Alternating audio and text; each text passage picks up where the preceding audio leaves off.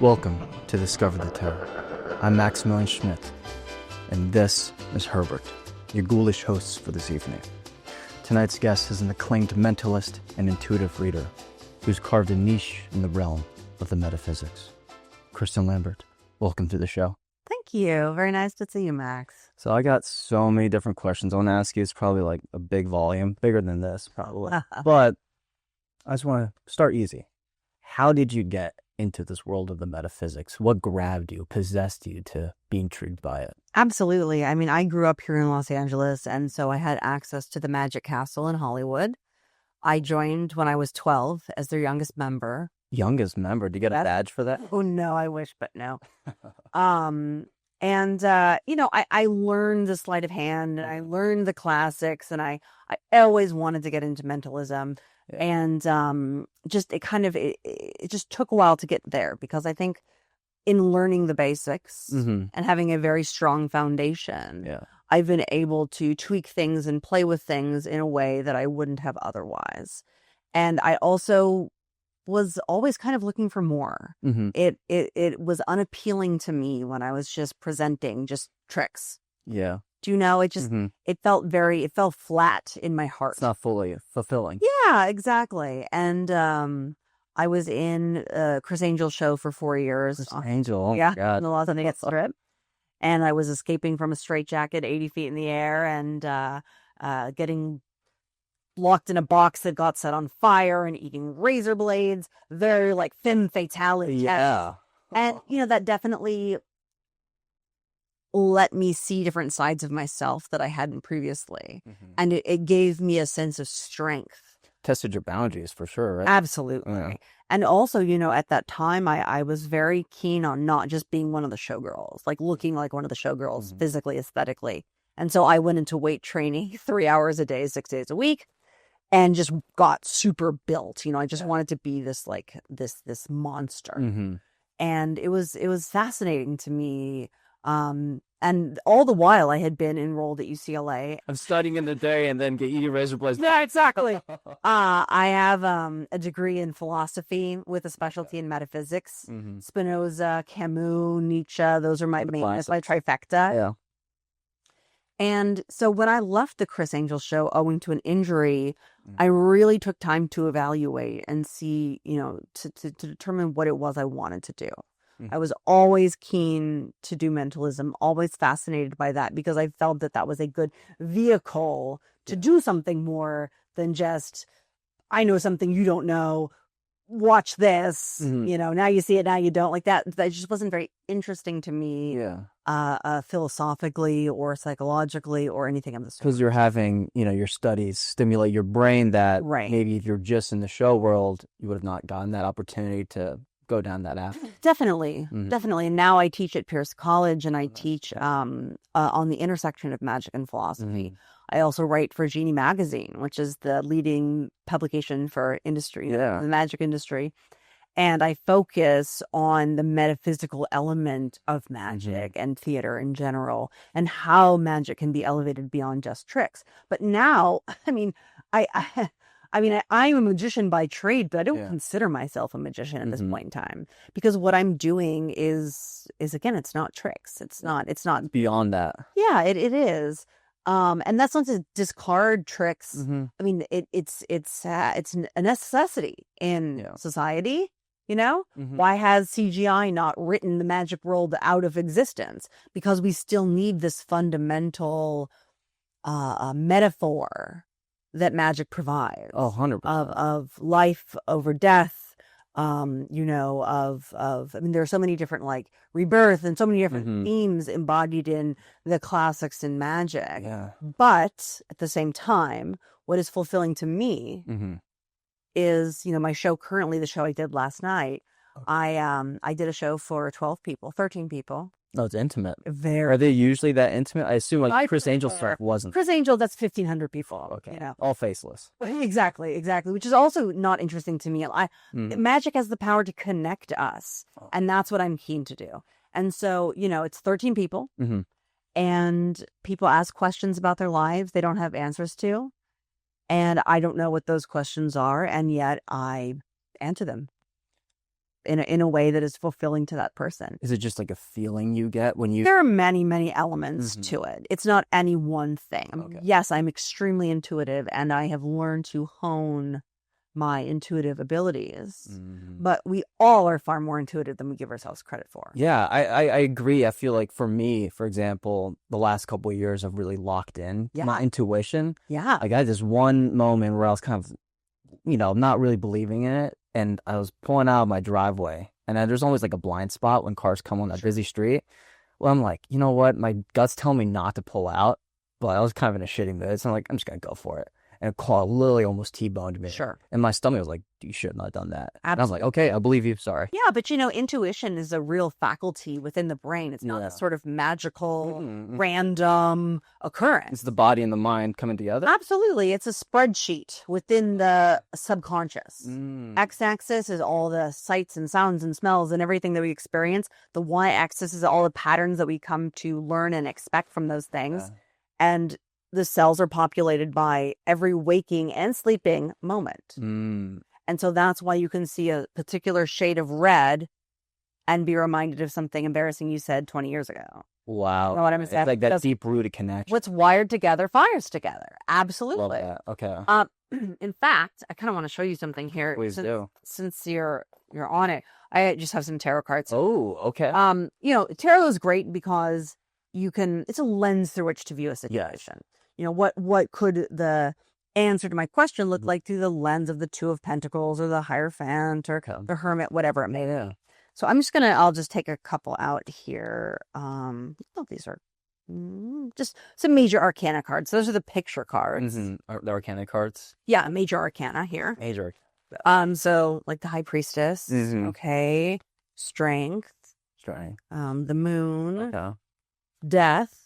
That's my favorite. That's classic, right? Well, people tend to think it means a literal death when in actuality it means rebirth. Rebirth, right? Right. It's just the best card you can get. So when you see death, you're like, most people are like, oh no, you gotta die soon. But no, sweetheart, we're getting to a new level. It's so exciting when you get the death. And that new level can mean anything based off that person that pulls that card, well, depending on the context. Gotcha. And so it's my spreadsheet and my experiences, knowing the cards, my spreadsheet, knowing my experiences in my life, and I'm trying to connect to your spreadsheet, essentially. Okay. That's what being psychic is just being very attuned to your intuitive spreadsheet.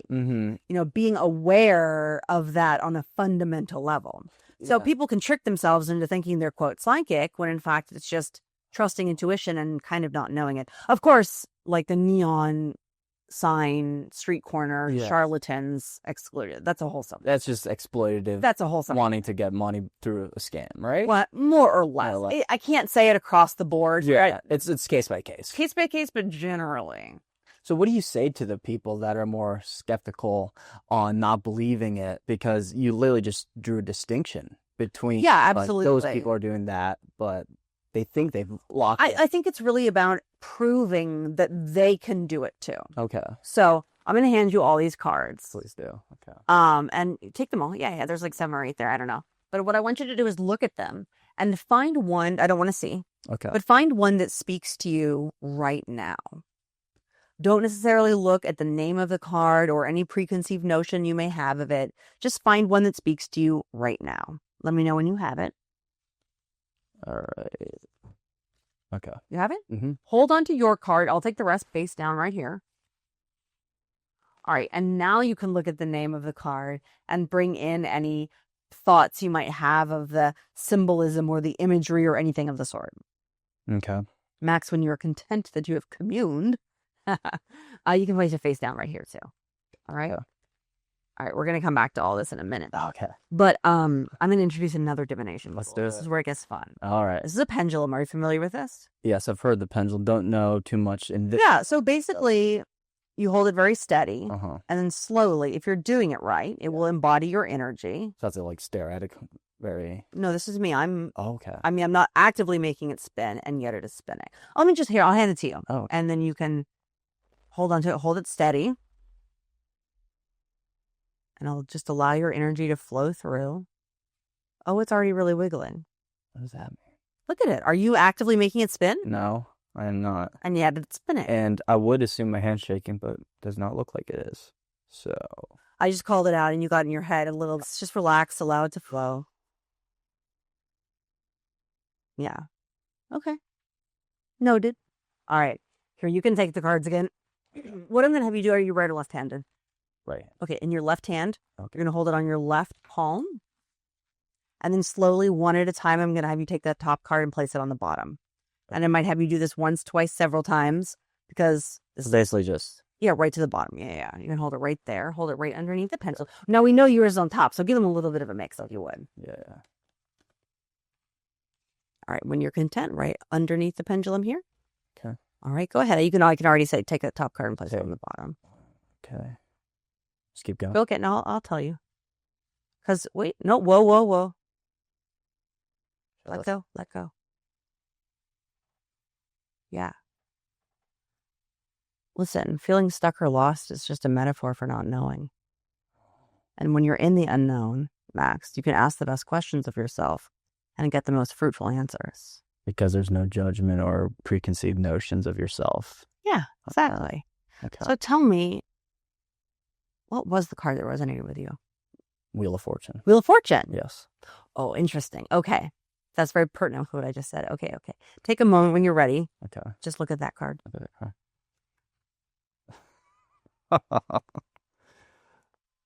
Wheel of Fortune. Good.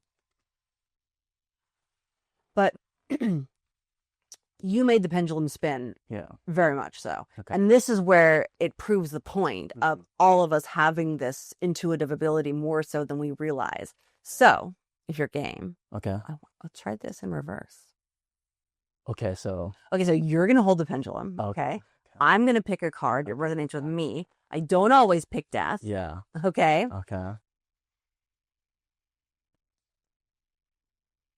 Okay. That feels good. All right. Now go ahead, hover the pendulum above the cards. And I'm just going to start moving them one at a time. And do I tell you to stop or do you? You trust your intuition. You tell me when to stop. Okay. It's already spinning, but I can keep going up to you. Going. Okay. Stop. Here? Yeah. Okay. So let it be. The card that resonated with me was the High Priestess. High Priestess. Yes. Gotcha. Yes. Feeling that today. Yeah. So Of course, right? when you're ready, turn over that card. Okay. High Priestess. But my point is that when I met with skepticism, this does not always work. Yeah. Everything that I do in the show does not always work. Okay, so what do you do if it doesn't work? Do you kind of have a... Well, there are workarounds, of course, but at the same time, there's a lot to be said for just being wrong. And I'm okay with that. Mm-hmm. Because I think that makes it more honest. I think it's more real. It's more compelling. Do most psychics and mentalists not want to admit when they're wrong? Is that something in the community? I think it depends on the person's style. Yeah. There are mentalists who are going to fight you to make it right. I'm willing to accept a loss. And can you just grab a mentalist for me? Because I got this show in my head. Oh, sure. No, mentalist is somebody who's like, they're going to do mind reading stuff, maybe have you pick a word out of a book and then they'll tell you what the word is, that kind of stuff. Maybe ESP cards, or they'll tell you the playing card you're thinking of, or, that sort of thing. Yeah. Yeah. Okay. So I take it a step further by really leaning into divination tools, whether that's tarot and pendulum. I'll have some more tea and maybe we could read some tea leaves. Yes. So down for that. But yeah, so I have a very much more organic approach from that standpoint. Mm-hmm. It's very much not a magic show. Yeah. It's much deeper rooted than I think so, because so much of what I'm getting at when I answer people's questions is often not the answer they were expecting, because yes, it answers the question at heart, but it also gives them something to chew on and think about with themselves. Yeah. So, I'm wondering, do you think it sounds like you have like a really strong grasp of your subconscious? Is that where all this is coming from? Yes. To some extent? Studying, Studying, yeah. There's something to be said for, I do a lot of I have very vivid dreams. And I can tell you what. Do you have a journal, or do you don't need a journal? I'll tell you what I dreamt last year. I mean, I swear I've been chased by the same mechanical shark for the past 25 years. Mechanical shark? Oh, yeah. The Jaws mechanical shark? Bruce is, I dream about Bruce at least once a week. Wow, interesting. Have you had any issues like with the water? No, Flying the ocean? no, not at all. I have no fear of water. I have very few fears because I don't really fear death. I'm afraid of humans being where humans shouldn't be. Like my closet. Fascinating. Like your closet. Yeah. Or like stalker stuff, like, oh, I know you did last summer. Like, I can't get through that. That is pretty frightening. That's too much. I mean, that's basically like the whole slasher subgenre, right? Yeah, indeed. But just the whole like stalker element is what kills me. Mm-hmm. Other than that, I don't fear death, Mm-hmm. I've come face to face with death 3 times in my life. And those are the moments that kind of gave you. Well, it's what widened the proverbial third eye for me. Oh, okay. And I ran from it for a very long time until finally it just got to the point where I couldn't run from it. Do you think, I mean, I feel like a lot of people don't want to acknowledge death, specifically in America. In America. I feel like in Europe and maybe Eastern, it's just more it's accepted to discuss. But not here. Not here. Absolutely. And that's why I think horror films give us an outlet to kind of see it in a safe space. Definitely. But again, outside of the theater, let's not talk about it. 100%. But it does start the conversation in some capacity for some people, or at least internally, if anything, coming to terms with it. And magic certainly has the ability to do that if it's done properly. Mm-hmm. But yeah, I think it's a really beautiful thing to contemplate. Yeah, I mean, it's healthy. It gives you perspective on your entire existence. Well, it brings you into the here and now. Yes. Being actively aware of your imminent demise and actively electing to live despite it, to get up out of bed. You don't have to do that. No. But yeah, it's a really beautiful thing. And I think by us contemplating not just mortality, but also, some of these harder to churn issues about ourselves and the way we view ourselves and the way we view problems in our lives. Like sometimes they just feel too big and oppressive that we can't deal with them. So people just, again, like with death, so I know and avoid it. Absolutely. But again, that teaches you to face it head on. Right. Yeah. So my intent, I opened my show talking about near-death experiences. Obviously, you don't have to have a near-death experience to access your intuition. But it's a good start. Good start. Yeah. But I think my intent is really just to get people thinking about their lives. Because the more you challenge preconceived notions in your life, and the more you think about things that you don't want to think about, I think the more you veer away from being nihilistic. I think the more you embrace, oh my gosh, life is absurd. I'm seeking meaning, and I don't know that I can actually find a satisfactory answer ever, but I'm seeking anyway. So the meaning is you're the one. That's your job to find your meaning, because the world itself doesn't necessarily have meaning. That's what Nietzsche and Camus would argue. Yeah. What do you think religion plays into all of this, especially with your line of work? Yeah, I think some people are very afraid of what I do because they're just afraid of tarot cards, just conceptually. There are some areas, like I was going to do a show in Cody, Wyoming. Oh. And a Bible study lady heard there was going to be a seance and had a fit. And then the pastor spoke out, and then my show got canceled. No way. Yeah. Wow. Yeah. And I can't, and there are some states, some venues I play in various parts of Utah, for example, where they're like, no tarot. So what is it about tarot specifically that I think they think it's demonic, but the bottom line is that that's within the Judeo-Christian view of what the devil is. But in witchcraft traditionally, if you go back to pagan, proto-pagan, et cetera, et cetera. Is that in the realm of magic with a K? I don't like to use magic with a K because Aleister Crowley was specifically that created magic with a K? Pretty much. Got you. Okay. So I don't like to do that. I use capital M magic. Capital M. And lowercase is magic tricks and capital M is magic. Okay, yeah. For me. But it's if the devil made you do it, then it's not witchcraft, because witchcraft is very much about actively electing.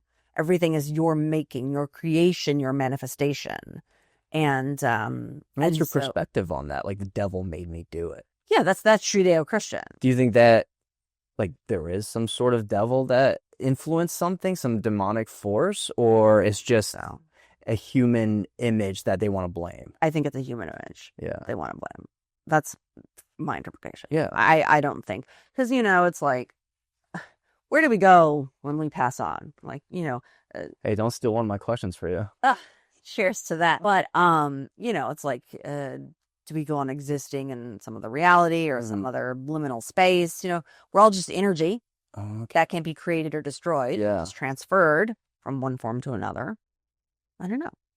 Liminal spaces have become a huge thing recently. Really? I've noticed on the internet. On the internet. I think it started like really popping off like around the pandemic, and people post like an empty shopping mall, an empty YMCA, and they're just like, this is liminal, and obviously it's transitioning, right? No one's supposed to be here at midnight. There's no people. But I think it's a spiritual thing, right? Liminality.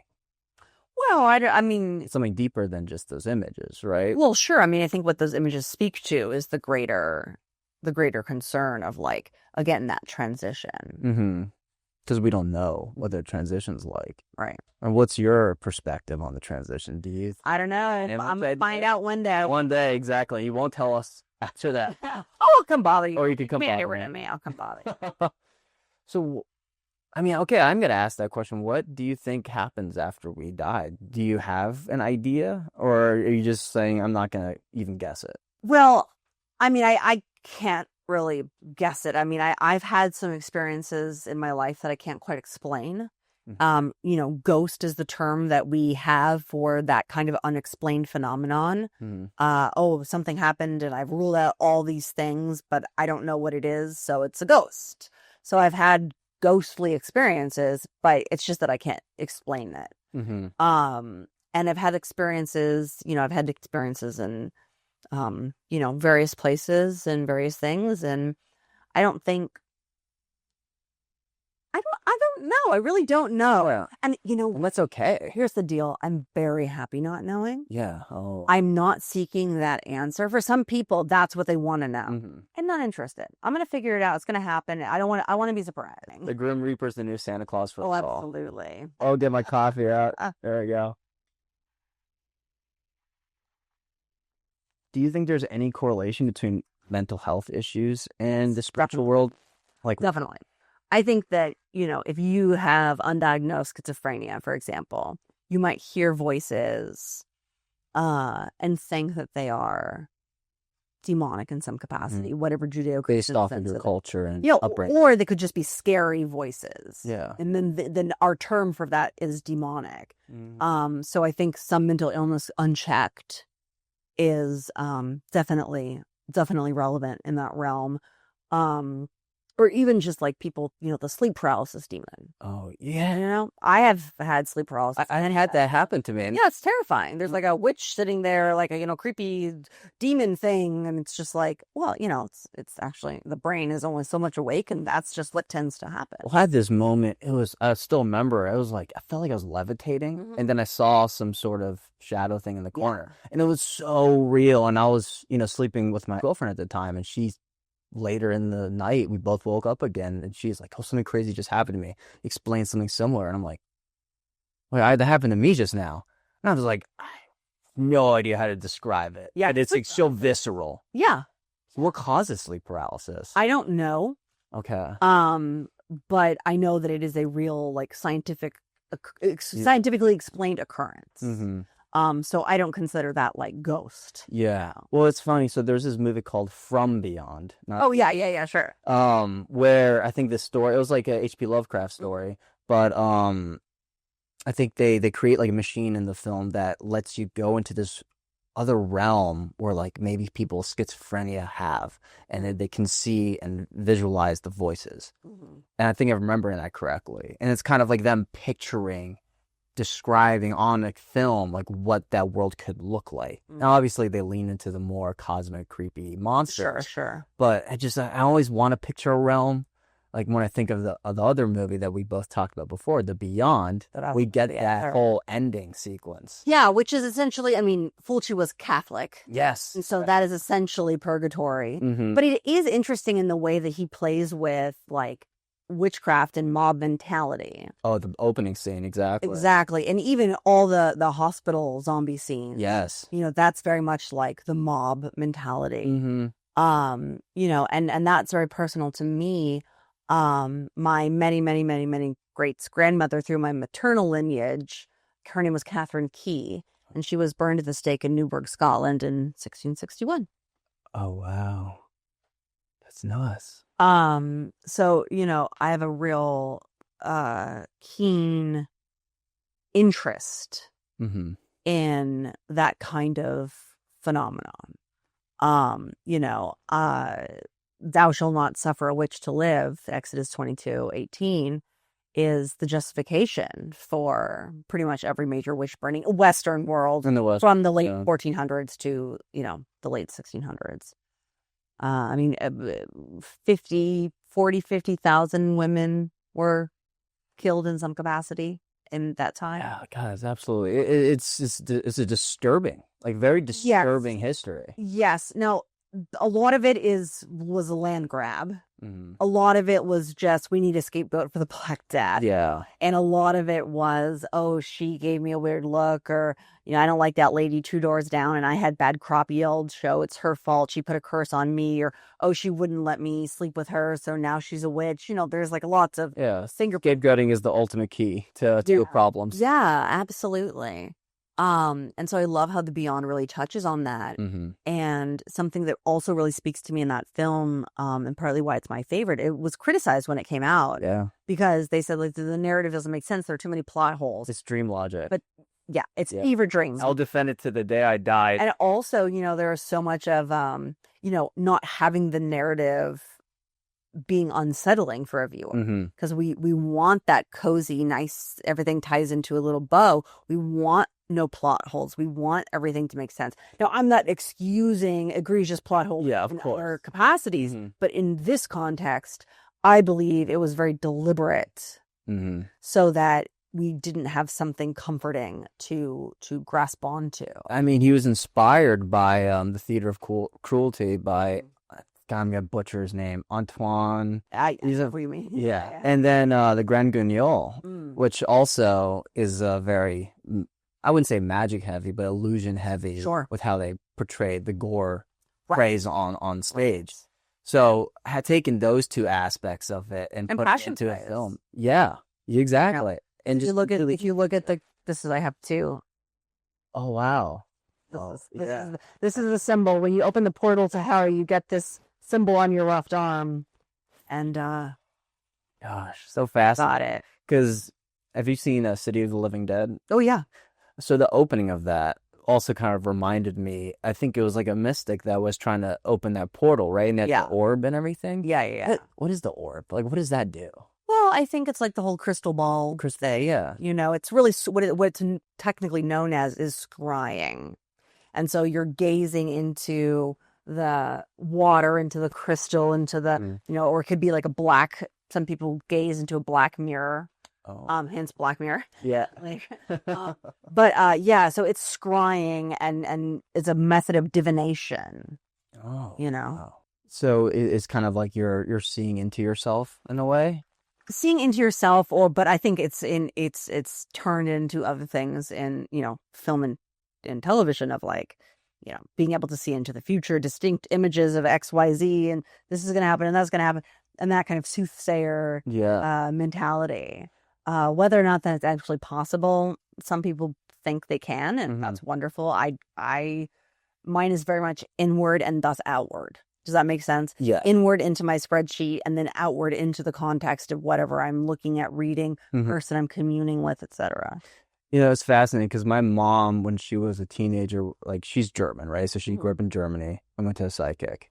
And then I think that she did tarot card reading or palm reading or something like that.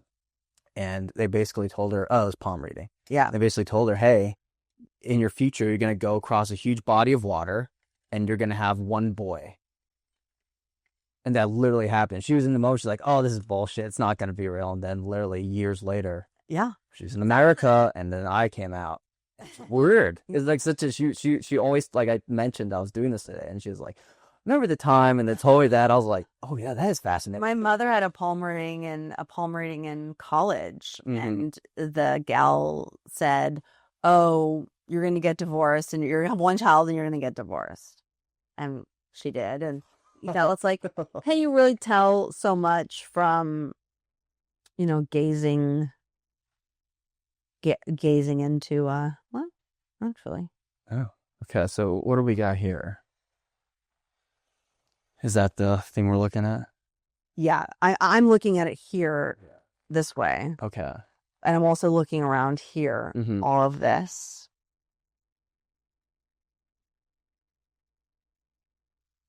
I don't know necessarily what happens or where we go when we enter into the region of eternal sleep. But I think there's something to be said for tapping into our own sense of the person who's passed. Okay. I think there's something like, I think of my mentor who passed away. And I think of how I'm able to tap into my higher self and commune with him through that voice.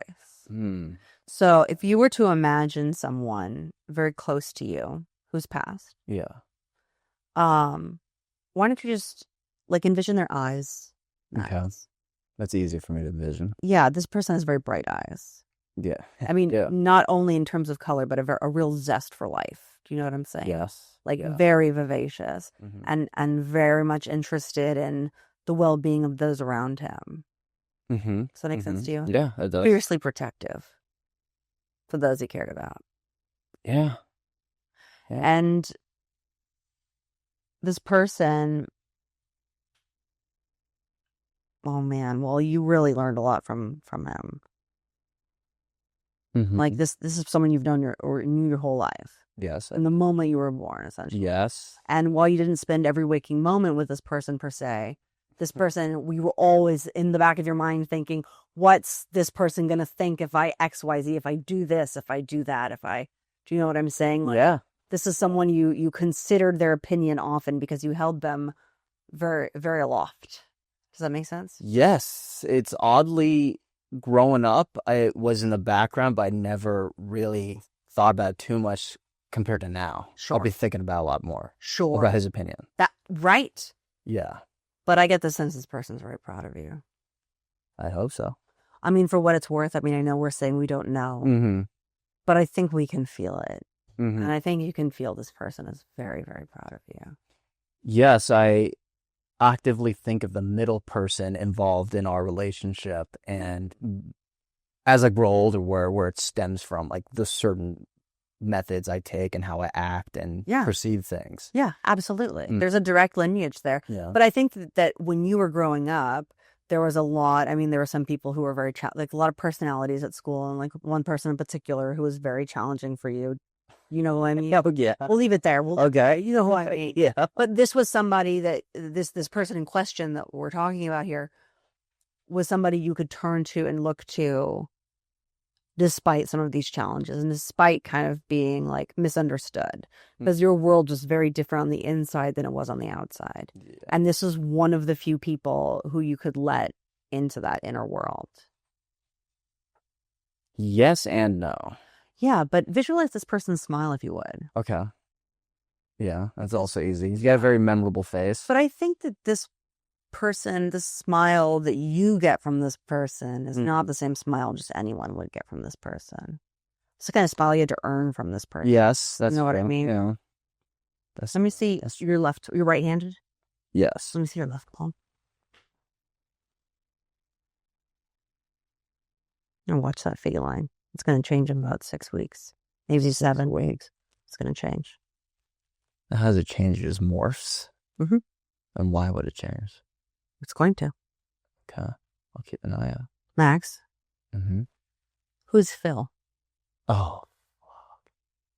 That's my grandpa. Oh. Yeah. You're so lucky. Oh, He loves you so much. Okay. You're really, really lucky to have that connection with him and to have it still. Where, okay, so if you can, how, because I'm a little flabbergasted, but where, through these lines of palm readings, like how does that get you? A long time of studying, every text I can about it, whether that's something that was released 2 years ago or 200 years ago.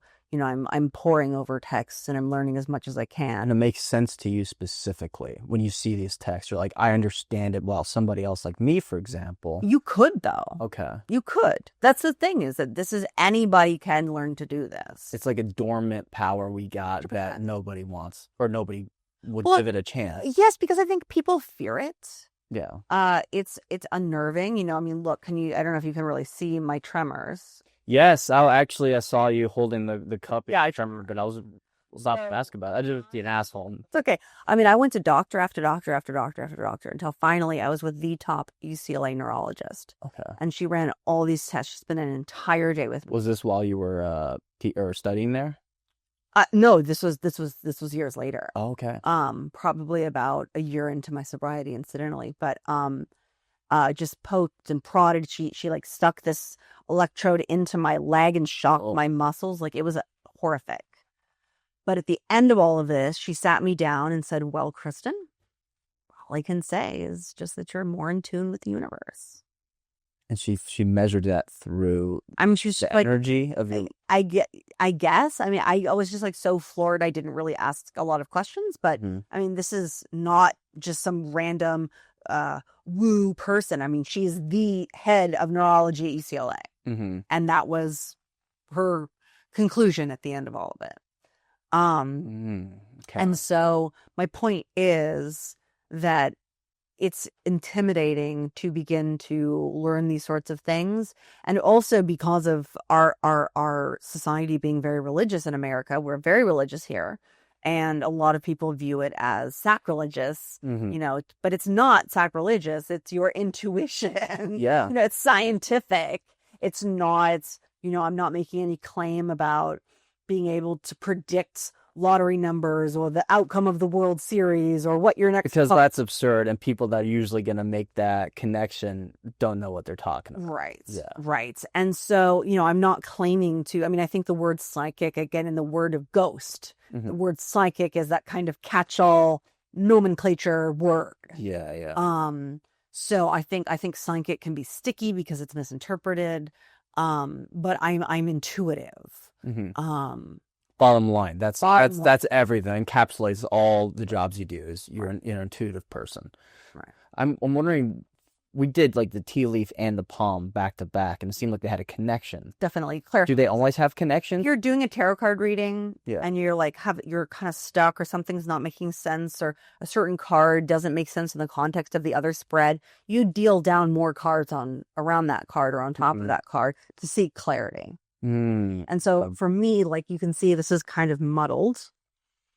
Yeah. Because it sat for a very long time because we're chit-chatting. Of course. So it's a little muddled.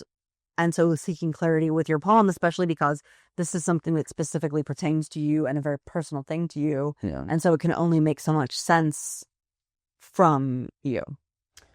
Gotcha. Okay. Wow. Do you think there's so much, like, the power you can possess with this gift that it can lead to do harm? Like, absolutely. Have you known people that have taken it too far? Have you been in that position? I think if we were in a different context and I'm talking about your deceased grandfather, I think there's a way to do that is very exploitive. Like, that is it's taking advantage of that person. There is a way to do things very safely. We've had a lovely conversation. We have communed and we're chit-chatting and we really have a good connection. And I felt comfortable and felt like, you know, you weren't going to fall into a puddle and lose your mind. Yeah. You know, okay. Which is something that happens in that context. So a lot of these, like Sylvia Brown and John Edwards and Long Island Medium and all these people, it's like very much feels sickening to me because it's like taking advantage of people. Yeah, it's just the bubblegum version of that, mass produced. Yeah, it's not really. It's very distasteful. I think it's offensive. But there are ways to do things safely, and there are ways to do things earnestly and honestly, and from a loving place. That's the main thing for me. I try to approach everything very lovingly, like as though I'm talking to my niece. Yeah. Yeah. And do you think, you know how people always say love is the answer? It's absolutely coming from, for me, it feels very maternal. Mm-hmm. Coming from a place that's very interested in you. Yeah. There are some mentalists or some readers I've even seen where they're reading, but it's like kind of like internal, all about them and what they know and all the stuff that they can do and all their Or showing off. Yeah. And it's like, that's missing the point. Mm. That's why I go back to the mentalists who force people into a yes. Mm-hmm. I will never force someone into a yes. It's all about them. If it's not making sense to them, and I know it should make sense to them. If they only thought a little harder, it would have made sense to them. But I'm not going to force that. No. Because and it's manipulative. Yes. Yeah, it really is. Yes. It's like, I'm going to steer you here and you're going to go there. Yeah, no. No interest. No interest. Just I want organic, loving,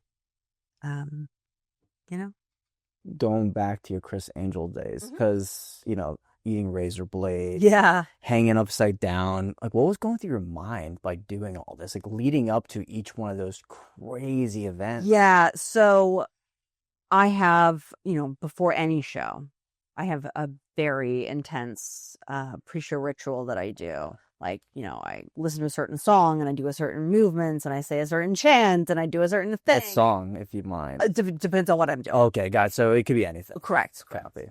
And it changes, because I change. I mean, you grow with the song. Absolutely. Absolutely. And at that time, it was a very fierce death goddess I felt I was embodying. Mm-hmm. I mean, not literally thought I was embodying, but you know what I mean? Like in terms of like character, Yeah. I had a very clear sense of Hecate, who I was embodying. Hecate is the death goddess? Yeah. And what culture is that coming from? She's ancient Greek and Roman. Yeah. Okay. And she's the goddess of the crossroads between, like, she was the one who escorted Persephone to and from the underworld and back up to Earth. Yeah. And she's the maiden, the mother, and crone. You can't see with my rings, but I have her moons here. Mm-hmm. And she, she's the gorgeous maiden and the loving mother and the wise crone all at once. And a lot of other cultures have a triple goddess in some capacity. Mm-hmm. In folklore in Mexico, there's Santa Muerte, who is a triple goddess. Do you think it's all the same energy across these cultures that have similar, but they're just, like perceived differently? 100%. But if we're looking at like energy as energy, why would it be different in Japan than it would in Egypt? Do you know what I'm saying? Like, that doesn't make sense. It's the same current. I guess whatever current Whatever you want to say. Yeah. I mean, there definitely are like quantifiable quote vibes. Now, is the aura reading, necessarily mean XYZ? Who's to say? But there's definitely like vibes are quantifiable, and it's like that's the thing. Okay. So I have a pre-show ritual for the Criss Angel stuff. It was very much like getting into this fierce death goddess. Yeah. Like saying it's going to be okay. I'm going to get through this. No, it was just like diving in and like because there was no fear with these things. It was just, I am performing these feats to show that you need not fear, was kind of what was going through my mind. Yeah. Whether or not that translated, because I'm way up on a stage and you can't see my face so well because it's the stage light. It's like it's a different scenario than sitting here with 13 people, in the shows that I do now. Mm-hmm. But that's what I was intending. Gotcha. That was my mentality. Mm-hmm. That was my actor. So yeah, that's what I was trying to embody at that time. And it was really great. It was really fun. I think it was just a trying time, in challenging time. I was in my 20s and I was like, I'm going to drive a car blindfolded. And I was like, I'm going to do it. And I just did it. And next thing I know, I'm like driving down Ventura Boulevard at 45 miles an hour blindfolded. The next day I was tied up and thrown into shark-infested waters off the coast. Is that why you see Bruce in your dreams? No. I'm not afraid of sharks. I'm afraid of Bruce. You're afraid of Bruce specifically because he's man-made. It's so creepy. Yeah. I don't know. Does he just float in his dreams or something? It all depends. It all depends. But he is a mechanical shark. You hear him coming. That's very creepy. Yeah. We should make a movie that's about a mechanical shark that, like, they're trying to make it a real shark. Yeah, it's a mechanical shark following you. Yeah. That'd be disturbing. You're just getting crushed up in all of its gears and yeah. And it's like you're going through the little lagoon, like at the tram ride at Universal. I love that ride. It freaks me out. But my biggest fear every time I ride that, all right, it's gone now. When I used to ride that ride was if I fall in and I get crushed by like the gears that I can't see in this murky water. Wait, are we talking about the one in Orlando? You went on the Jaws ride? Oh yeah, when I was a little kid, that was my favorite one. I never got to see it. There's a book that's about the ride that I have read that's phenomenal. There's a whole book about that one ride. Oh, it's so good. Oh, that's nuts. I gotta check that out. Tales from Amity. Oh, but you went on the actual ride. Yeah, it was. I like. There's this one moment where you go into this little boathouse. It's dark. The fumes. You smell it, and all of a sudden you just feel the shark revving up. Yeah, and it just comes out like electrodes like fly everywhere. And you're just like, oh my god! Like if anything goes wrong, what's gonna happen? So scary. I had the same fear or phobia for the Jurassic Park ride. Really? Yeah, it's the same thing. Water, gears. What if the dinosaur eats you? What about the Jungle Cruise? That freaks me out. The Jungle Cruise. There's one in Disney. In Disneyland. I don't think I've ever gone on that one. Oh, but probably same fear. It's very scary to me. Yeah. It's very scary to me. I do have to ask specifically about the razors. You eat them and what happens? Oh, and then I eat thread. And then I regurgitate the razor blades tied onto the thread. So you got a thread inside of you, the razor blades on. Yeah. That's a skill. Yeah. You use your organs and like sockets are just pushing it together. Yeah, it's a trip. I learned that directly from Chris. Okay, so that's a family secret, right there. Well, I mean, there are a lot of magicians who do razor blades, but okay. he has a specific method. Gotcha. That I was gifted for the show. And I know you channeled the goddess of death when you're doing it, but you not even once doing it, all that crazy stuff. You thought like I might cut myself up inside, and I'm like, no, I cut my hand in a show once, but that, that wasn't a big deal. Learning it, there was like a learning curve. It was scary, but it's very safe. It has to be. Yeah. I mean, of course there are things that can go wrong. Of course. But it's not, it still has to be safe to be able to do it that many times. Yeah, right. It's like wash, rinse, repeat. Right. Wash, rinse, repeat. Exactly. And, the moments you mentioned that you've had a near-death experience, do you have one you would like to share that was so impactful? So your way of thinking things? Well, I'll tell you. Okay. I'm very empowered when I stand on the ledge of a cliff or at a big open window 7+ stories up. Wow. I feel very alive because I'm actively electing to stay alive. It would be easy to trip. It would be easy to fall. It would be easy to hurl yourself on the wood. Not that it would, but I'm just saying, like, you're at a place. All the things that could happen on a ledge. Right. And yet those things are not happening, and I'm electing generally as much as possible for them to not happen.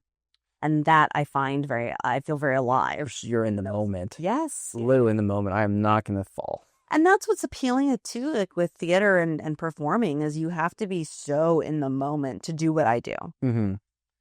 If I'm talking to you and we're talking about your grandfather, my mind can't be thinking about what I'm having for dinner. Yeah. You're like searching. I have to be here and now and with you. Wow. And that's what's so amazing about my shows, and it's so exhausting. I had a show last night and I had to go out and like greet people because it was part of the contract, and I was just like, "Hi, everybody!" Like, it's great. You just took all the energy out of you, and it was going. Have some for reserve. Yeah, exactly. I was toast, and there were times when I was doing this sort of thing 6 days a week. Like in the last fall, 2024, I did 10 weeks of 6 days a week of this show, and my whole life I was thinking like, "Oh, it's going to be great. I'm gonna I'll get into a good rhythm with the show. I can write all during the day. It'll be awesome." And I slept up until it was time to eat. put makeup on, and to talk Yeah. about rinse and repeat. Your body is just Because, completely you know, depleted. to sustain, you have to rest. Mhm. For me, I have to hydrate, you know. I don't know if it's just my Pisces sun sign or whatever, but I have to, I actually, once I had a doctor tell me I was overhydrated, too hydrated. Just so you had that bottle of water constantly. I know. It's like a safety net. But, no, I mean, I have to say really hydrated. I take a lot of baths. Mm-hmm. Sounds silly. Hey, And there's that's like, great. sitting in water is very nourishing for everybody, but you know, it's certainly, I found things that work for Do me. you do bath bombs? Yes. Yeah. I mean, you gotta make it fun, right? Yes. Mm-hmm. The best thing is you have your bath, you have your bubble bath or your bath salts, like whatever you got going on, and then you have like an acai bowl, Oh, something really okay. cold. That sounds. It's like, I don't need ice delightful. cream, but like a sorbet might be nice. Yeah. Like something cold and sweet. Mhm. The idea of alcohol can really mess with your head when you're trying to go into these realms. Is that one of the reasons why you went to sobriety? I got sober because I realized, I mean, I was sick and tired of being sick and tired. I was drinking a that. lot, and it was just a Yeah. dark time, and Mm. so much was demanded of me in the Chris camp, and I didn't know how to like process emotions, and Mhm. I was like very, you know, there was a lot brewing. Yeah. And so when I got sober, it's like I was flooded with emotions. I mean, I remember going to my AA sponsor and being like, I feel things. Why am I feeling Wow. things? Because you suppress with alcohol, so now it's just Because, you know, I am so intuitive and I am so in touch. I am so in tune, as a child psychiatrist told me when I was 4 years old. You know, it's like I was repressing a lot of that. I was very, very scared of it. And then when I got sober, I was flooded, and it was terrifying too, but I learned how to hone in on it and train it to, you know, train the butterflies in my subconscious to fly in formation. Yeah. You know what I mean? with these shows, and you mentioned cocktails are going around and stuff. Does that affect as you're trying to channel something from these people? Well, I mean, if somebody is very, very drunk, Yeah. that's one thing. But if someone's had a cocktail, sometimes for some people, that can actually help. It like lubricates the entrance. Loosens it up a little. Yeah. It just does. Yeah. I mean, there is a reason that like ritual drinking was a thing in pagan times. Mm-hmm. What would they drink? Like wine or yeah, or like a mold, kind of like rotting berries, maybe, I don't know. But you know, that's an important component for a lot of people. On the other hand, for me, 1 is too many, 100 is not enough. Yeah. You know, I can't touch it at all. Yeah. And that's fine. I don't miss it. Mm-mm. But one person's going to have 1 cocktail, 2 cocktails, bring it. I think it's great. Let's have some fun. Well, Krystyn, thank you so much for coming on the show. Thank It's been an absolute pleasure. Thank you, my sweetie. Thank you.